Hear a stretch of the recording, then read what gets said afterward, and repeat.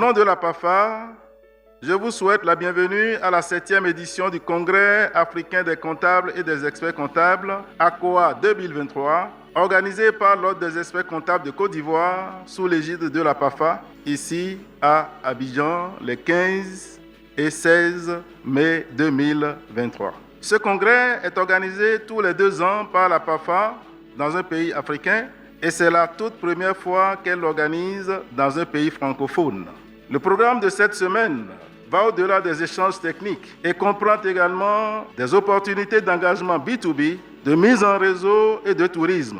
Je vous encourage à découvrir l'histoire et les attractions de la Côte d'Ivoire. Abidjan, surnommé le Manhattan de l'Afrique ou Petit Paris, vous fera découvrir la gastronomie, la culture et les marchés locaux ivoiriens les plus attractifs et les plus raffinés. Je voudrais vous remercier pour votre disponibilité et votre engagement à soutenir la profession comptable en Côte d'Ivoire. Votre présence ce jour en est le vibrant témoignage. Dans un environnement international marqué par la pénurie de financement, la contribution des experts comptables est précieuse car en agissant en qualité de tiers de confiance, vous renforcez la qualité des données financières, réduisez l'asymétrie de l'information entre acteurs de l'économie et ce faisant, vous favorisez un accès plus aisé au financement des PME et PMI. Mesdames et messieurs, votre congrès est important à plus d'un titre, car c'est un réel brassage entre les professionnels des pays francophones,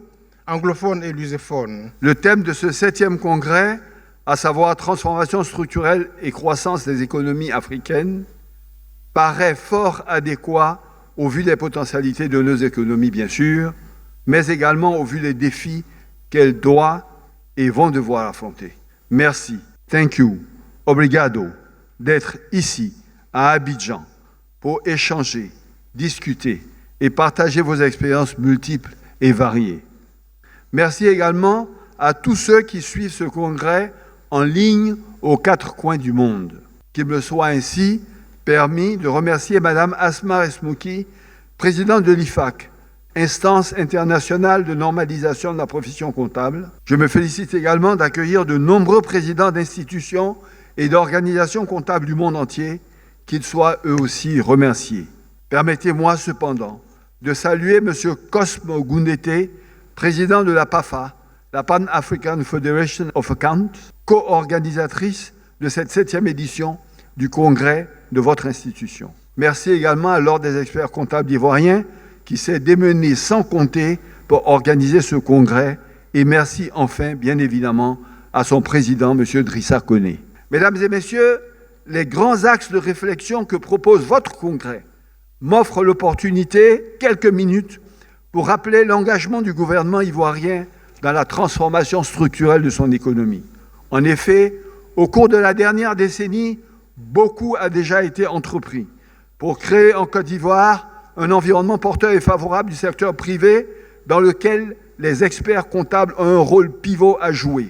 Votre congrès est l'un des nombreux signes qui démontrent la vitalité et le potentiel d'une Afrique qui, malgré les difficultés et les crises, continue d'avancer. D'une Afrique qui se dote des moyens et se donne les hommes et les femmes qui ont, chevillé au corps, cette conviction profonde. Tout est possible à celui qui croit en sa terre, à celui qui croit en ses frères et ses sœurs. Convaincu de la qualité de vos expertises et dans l'attente des conclusions de vos travaux, je voudrais déclarer ouvert, au nom du vice-président de la République, son Excellence M. Thiemo Ko Miele, le 7e congrès panafricain des experts comptables. Nous sommes à la 7e édition et c'est la première fois qu'un pays d'Afrique francophone, subsaharienne, hors Maghreb, organise donc un tel congrès. Et à chaque fois que nous arrivons à un congrès, l'idée, c'est de trouver une plateforme de réflexion, une plateforme de discussion, une plateforme de partage d'expériences. Et pour le faire, il faut avoir de la matière.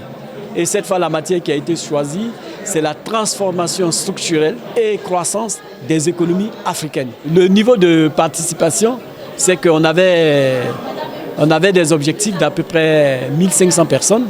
Aujourd'hui, vous avez plus de 1200 personnes. Et quand je dis 1200 personnes, c'est ceux qui participent en tant que congressistes. Mais l'activité se tenant en Côte d'Ivoire, vous avez vu qu'on a également nos étudiants où on leur a donné l'opportunité de pouvoir participer. Et si vous avez noté ce matin, c'est que le palais des congrès était rempli. Et pour remplir le palais des congrès, il faut avoir près de 1500 personnes. Donc nous pensons qu'en termes d'objectifs, l'objectif est pleinement atteint.